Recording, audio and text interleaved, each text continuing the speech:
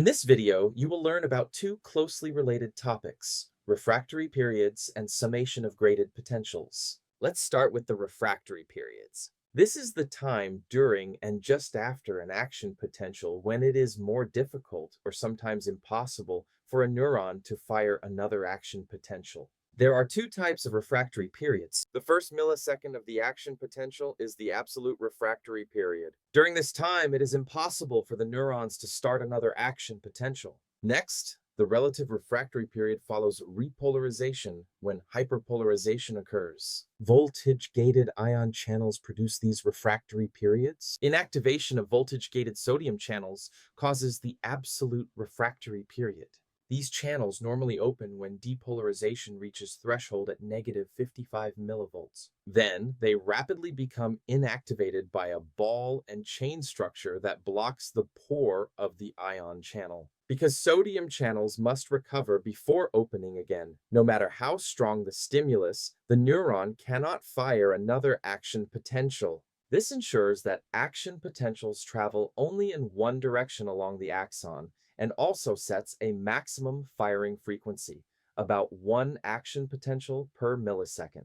The relative refractory period results from voltage-gated potassium channels. Repolarization causes the voltage-gated sodium channels to reset to their initial closed position, so it is possible for them to open again. The ions flowing out through the voltage-gated potassium channels causes hyperpolarization, making the membrane more negative than the resting membrane potential, meaning only a very strong stimulus can bring the cell back to threshold. Now, let's connect this to summation, which explains how multiple graded potentials are integrated.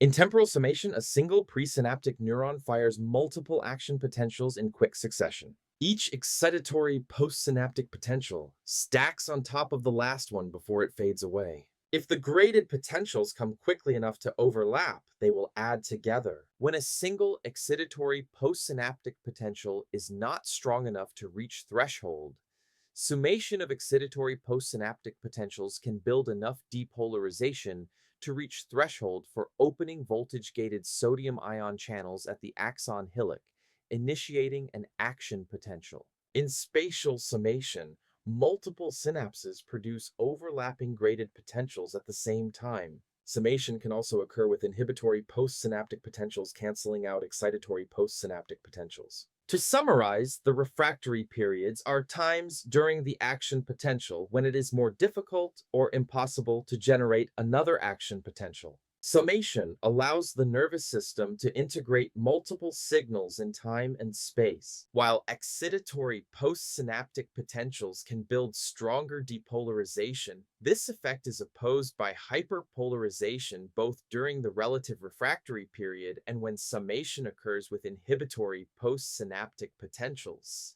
An action potential is only produced if summation of graded potentials causes enough depolarization for the membrane potential of the postsynaptic cell to reach the threshold value of negative 55 millivolts.